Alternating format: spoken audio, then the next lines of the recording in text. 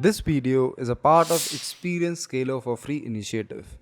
To get full content, please visit the link given in the description below.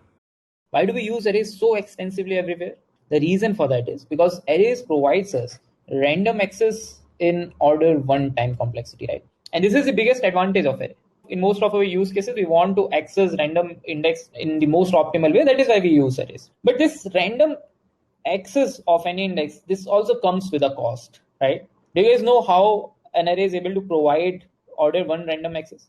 So array is able to provide order 1 random access because all the elements of an array are stored in contiguous memory location, which means that, let us say if I have an array of size 4 and first element of the array is, let's say, stored somewhere here, that means that the next element will be stored next to it, the third element here, and the fourth element next to it. So all the 4 elements are going to be stored next to each other in the correct sequence as well. And we are only going to have the address of the first element of the array. And using that, since you know the size of the data set, using that you can find the address of any index in order 1 time, and then you can access that value. This is how array provides us order 1 random access. But for this to happen, it also needs to know what is the size of the array beforehand. Before you create the array, you need to know what is going to be the size, because only then these many slots will be allotted, these many slots will be reserved for this array, and then you can use them to insert or access the values in the array, right? So you need to call out the size before you are creating the array. And that is the reason why whenever you create an array, you have to declare the size. You cannot create an array without telling the size of the array. Now, how is it a disadvantage?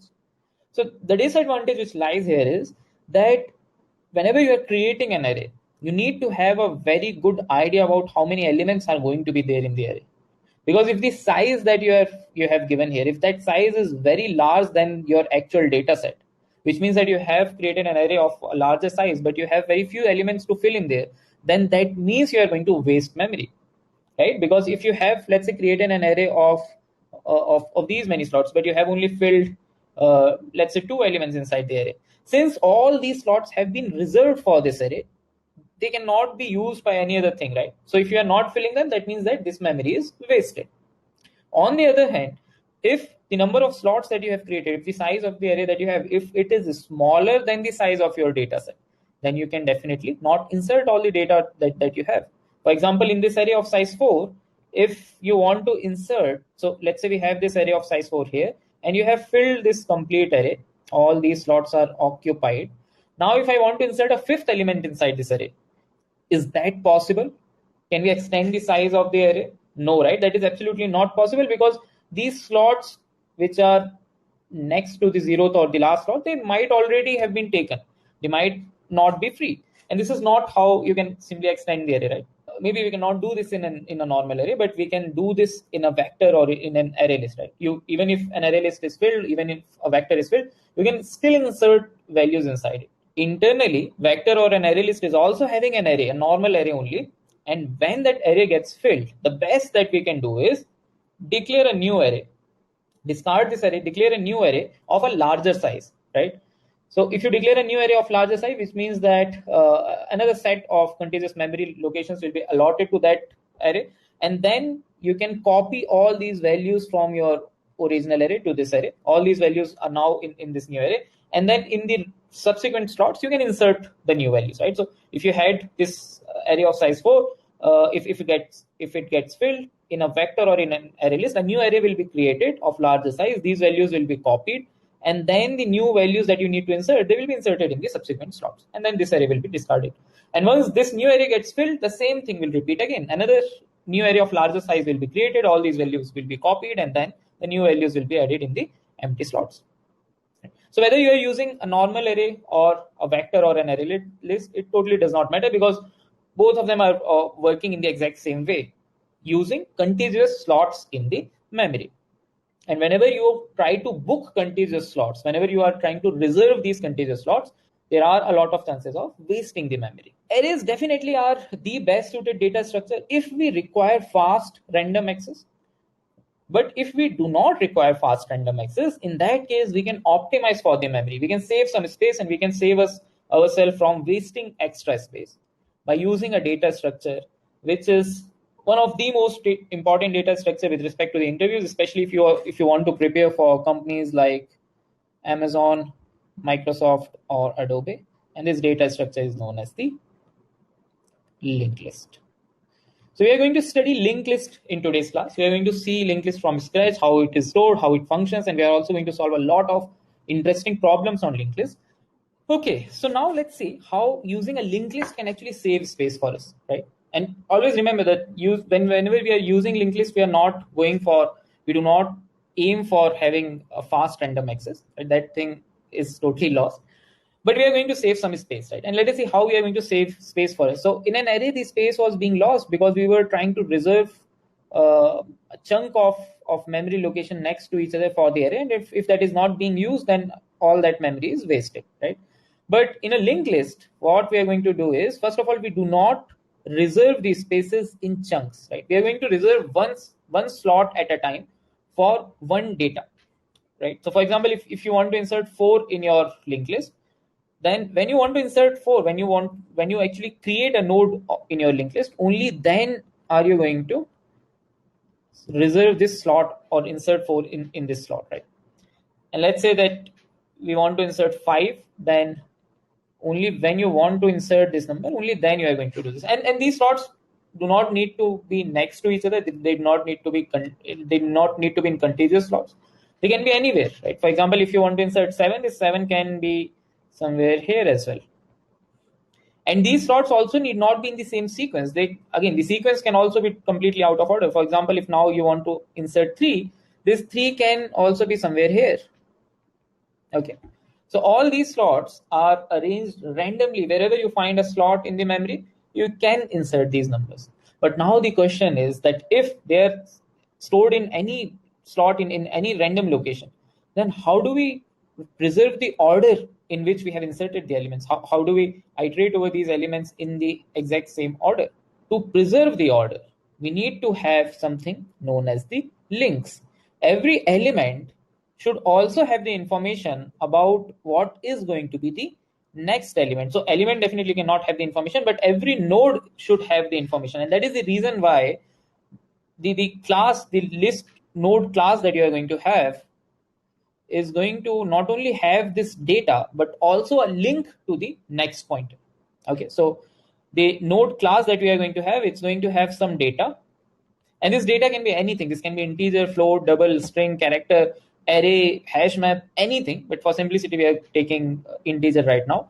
Right, so it's going to have a data, which are these values in our case, and it should also have a reference to the next node. Okay, so this reference we are generally going to represent with the name next. Okay, so this means that all these nodes which we have stored in the memory, they are not only going to have this data, but along with this data, they also have the reference, which means this stores the next pointer. 5 stores the next pointer to 7, and 7 stores the next pointer to 3. So whenever you need to iterate over this list, you should have the address of the first element. And if you have the address of the first element, you know what is the next, you know what is the next of that, you know what is the next of that, and so on. This is the reason why if you might have seen, like I'm sure all of you must have seen a representation of a linked list, right? And it is represented something like this. So all these squares which are created in a linked list, these are nothing but they all represent the node. And inside these, you just insert the value which is there in the nodes. These arrow pointers represent the next pointer, which means that after 4 you are going to get 5, after 5 you are going to get 7, and so on. For 1, since this is the last node of this linked list, there is nothing after this, right? Which means that the next pointer of 1, next pointer of this node is going to point to nothing. It's going to point to null, right? And we are going to represent null like the earth symbol. One very important thing to keep in mind, guys, which will also be used in a lot of problems that we'll be solving, that in a linked list, you can only iterate from left to right direction, right? Because every node is holding the information about what is next to it. In a normal linked list, you don't have information about what is previous to it. You only have the information about which node is next to it, which means that you can only iterate a linked list from left to right, correct? So if that is the case, that you can only iterate the linked list from left to right, and if you want to iterate over the complete linked list, what is the minimum information that we need to have for that? The minimum information that you need to have if you want to iterate over the complete linked list is the reference or the address of the first node. Okay, so having the first node is essential, because if you do not have the information about the first node, let's say you only have this node, then you cannot go back and visit these nodes, right? So it's like these nodes do not exist for you. You can only move from here to the right side. Okay, and this is the reason in all the questions that you will be solving, whenever you are given that you are given a linked list, that means that you will always be given the reference or the address to the first block of the linked list, and this first block is generally known as the head. This is known as the head of the linked list. Cool. So if that is clear, let's maybe quickly solve a problem. So the problem says that you are given a linked list, and whenever we say that given a linked list, you will only be given the head pointer, right? And because all the complete linked list is linked from that head pointer, so that is why you will always only be given the head pointer. Okay, so you are given a linked list. You need to find out what is the length of the linked list. Okay, is the problem clear, guys? The values inside the linked list can repeat. Also, the linked list is not in sorted order. Okay, you need to find what is the length of this linked list. So length of this linked list is going to be 5. We'll quickly see how to find the length of the linked list, because there are a few important points that we need to notice here. First of all, we are given the head of the linked list, right? We are given the reference to this node. And we also know that there is exactly one node in this complete linked list whose next is equal to null, right? There is exactly one node whose next is null. And this node is definitely going to be the last node of the linked list. So what we have to do here is we just need to iterate. We just need to go next and next, starting from the head pointer till we reach a node whose next is equal to null, right? So till our node becomes null, we can keep counting all the nodes. So let's say that the length is initialized with 0, and then we can say while your head not equals to null, till it is not equals to null, we can keep incrementing the length, and we can keep going to next. Is this code clear to everyone? Simple. But there is something wrong in this code, guys. So what we are doing here is, let's say that this is the linked list which is given to us, right? And the initial head was pointing here. What we did was we started with L equals to 0, head is currently pointing here, and then we say if head is not equals to null, increment L, length keeps increasing, and with that, our head pointer is also moving. And this is going to stop when our head pointer reaches null. So when you are done with this whole thing, when you are done with this function, the position of your head pointer is this null node. Now, since you have changed the position of the head pointer, can you again iterate over the list? If it is required that you need to iterate over the list again, is that possible now? No, right? We have lost the list, right? We have effectively lost our linked list. That is why you have to make sure that whenever you have to iterate over the linked list, you do not change the head pointer. You will have to fix your head pointer here. Then you can take some temporary variable with a meaningful name, and you can iterate that temporary variable instead of your head pointer. Okay, your head will remain steady. Does that make sense to everyone? Okay, so now before we start solving the problems, let us first see some of the basic operations like insert or delete in a linked list, right? Okay, guys, actually the time complexity of insertion in a linked list is going to depend on where you want to insert the values, right? So we are going to consider 3 cases here. First is going to be insert or delete from the top or from the first position or from the front, and then from the back and at any kth position. So when you're inserting anything and you want to insert at the front, so for example, you are given this linked list, okay? And when we say given the linked list, that means that you are already given the head of the linked list, right? So when you want to insert an element in this linked list at the front, which means that you're going to update the head, right? Inserting at front means your linked list is going to have a new head after the insertion, right? So for example, if you want to insert 2, how are we going to do that? First of all, we need to create a node with this value. Once you call this constructor, once you create this node, we are going to have a node with value 2 and next pointing to null. Okay, so we have this node after this line, and then what we need to do is we need to connect this pointer, the next of 2 to 1, for which we can say new node dot next is equals to the current head. Once this is done, this pointer is removed from here and 2 is now pointing to 1. And now to make sure that 2 is a part of the linked list and 2 is also like it is possible to traverse 2 in this linked list, we need to update the head, right? So what we are going to do is we will say that now the new head should point to the new node that we have created, and that is it, which means that now this head will move from 1 and now it's going to start pointing to. So we have created a node on, we have inserted a node in the front of the linked list. What is going to be the time complexity here, guys? Time complexity of this operation is order 1 because we haven't done any traversal. We have just created a node and inserted, just changed the pointer and inserted it in the front. Similarly, when you have to insert in the back, what do you guys think should be the time complexity in that case? If we want to insert in the back, right? So in a normal linked list, you are only given the head pointer of the linked list, which means that if you have to insert anything at the back, you need to traverse till you find the null node and then you insert your new node there. Or what you can do is you can maintain a tail pointer, very similar to how we have a head pointer. We can also maintain a tail pointer, right? With every insertion, we can keep updating the value of the tail pointer, and this tail pointer should always point to the last valid node in the linked list. If we have such a pointer inside our linked list, then what is going to be the time complexity of inserting at back?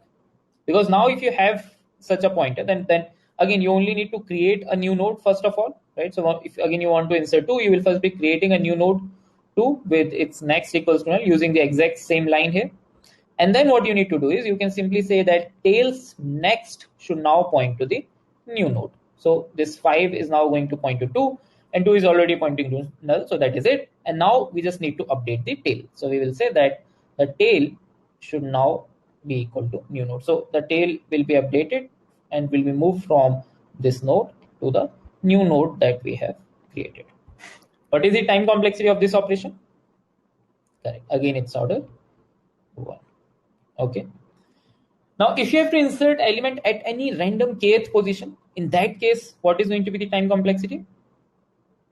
Is going to be order n, right? Because in the worst case, you might need to traverse the complete list till the last but one node. In that case, the time complexity becomes order n, right?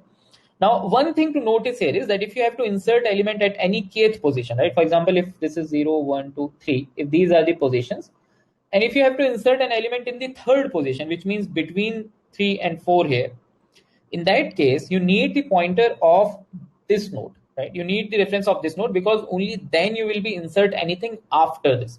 So whenever you need to insert an element in the kth position, you need the reference to the k minus 1 in node, right? The node which is present just after the required node. So in this case, what we are going to do is we again create, let us say we want to insert 12 in this case. So we create a node 12 and then we say, so we should be having, if you want to insert it at the kth position, we should be having the k minus 1 node here. And then we'll say that 12's next should point to whatever is the next of this node, which means that 12 next should be made pointing to this node. And then we will say that the k minus 1's node next should point to 12. So this will point here and this node is, this link is broken and 12 is inserted in between. And the time complexity, as we have discussed, is going to be order n in the worst case. Okay, cool. Now, very similar to insertion, we can also delete the nodes from the front, from the back, and from any random kth position, right? What is going to be the time complexity of deleting the first node from a linked list? Deleting the first node from a linked list is nothing but just updating the head pointer. That's it, right? Because we know that anything which is before the head pointer is obviously not a part of the linked list, right?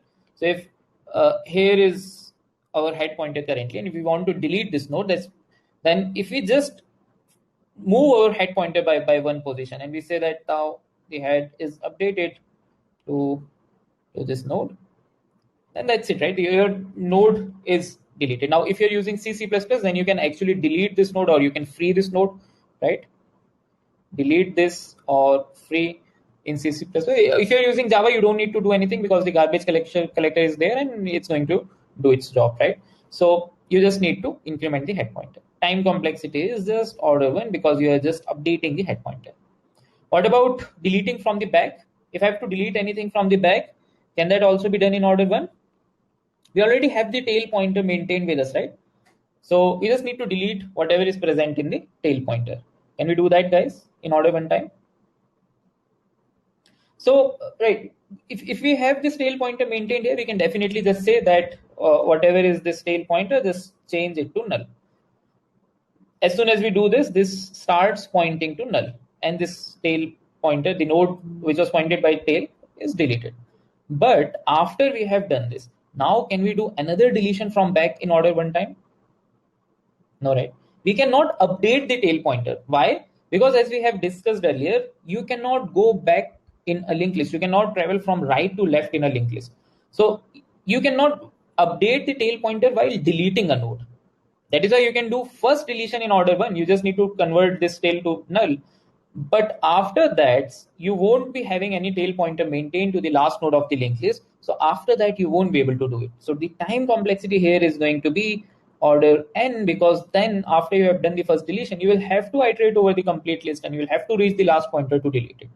Is that clear to everyone? Same is the case for the kth position as well. In this case, you will definitely have to travel till the k-1 position, right? And once you reach the node just previous to the kth node, right? So for example, in this case, let's say we wanted to delete this node. If you want to delete this node, then you need to reach the node which is just previous to this, and then you will simply change the pointer here. You will say that the next of this node should point to next of next, and that's it. Again, the time complexity is going to be order n, because in the worst case, you might need to traverse to the complete list. Cool. So let's solve a problem which is again a very frequently asked problem, has been asked in Amazon and Microsoft multiple times. The problem says that you are given a linked list. You have to find the mid node of the linked list, node which is present at the middle position. Okay. So for example, if this is your linked list, so in this case, the node which is present in the middle is this node. So the answer is going to be 7. Okay. If there are even number of nodes in your linked list, then you can return the first node of the second half, which means that if this is the linked list, then you can return this node. Okay. You can find the length of the linked list. We know how to do that. If the length comes out to be L, then the middle is going to be at the position L by 2. So you can start another iteration from the head, and you will only traverse till L by 2 distance, and you will be getting the midpoint. Okay, that is one approach. Another approach, as suggested by many of you, is by using 2 pointers, right? Using a fast pointer and a slow pointer. Now, guys, a lot of problems in linked list will be solved using 2 pointers, traveling in multiple different ways.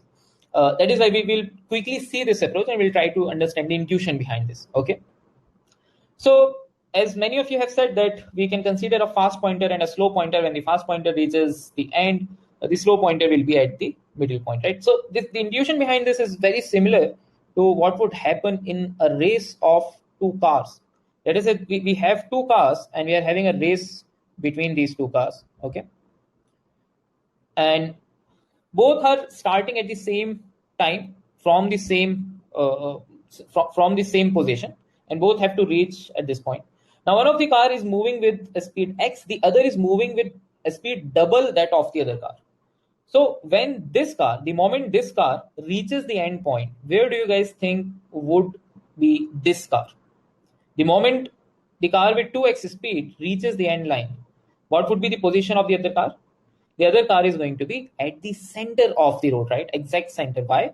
Because this car has a speed double that of the other car. So the amount of distance traveled is also going to be doubled in the same amount of time, which means that if it has traveled this L length, then the other car must have traveled L by 2 length. So if this works in physics, this is also going to work in our linked list. So in a linked list, what we can do is, instead of having 2 cars, we can have 2 pointers, 2 iterators, right? And one of the iterators, both of them are going to start from the same point at the same time, right? One is slow, the other is fast. And the fast one is going to move with a speed double that of the slow pointer, just like the cars. Which means that the slow pointer, if it is moving with 1 step at a time, the fast pointer moves 2 steps at a time. So after the first iteration, slow pointers moves from here to the next position. Fast pointer moves from here to this position. Again, the slow pointer moves from here to this position, and the fast pointer moves from here to this position. Okay. Now fast pointer does not have any further nodes to travel. So this means that this has reached the end. And if this pointer has reached the end, it has covered the complete distance. That means that the slow pointer must be at the half distance, right? It must be pointing to the middle element. Okay. So what we have done here is we are just moving two pointers starting from the head. Slow pointer moving one node at a time, fast pointer moving two nodes at a time. The moment fast pointer does not have any other node to move on, the moment fast pointer's next is null or next dot next is null, we stop there. And at that moment, wherever the slow pointer is going to point, that is going to be the middle element. If you like the video, please do not forget to like, comment and share this video with all your friends. Also, subscribe to our channel to get notified about the new upcoming videos.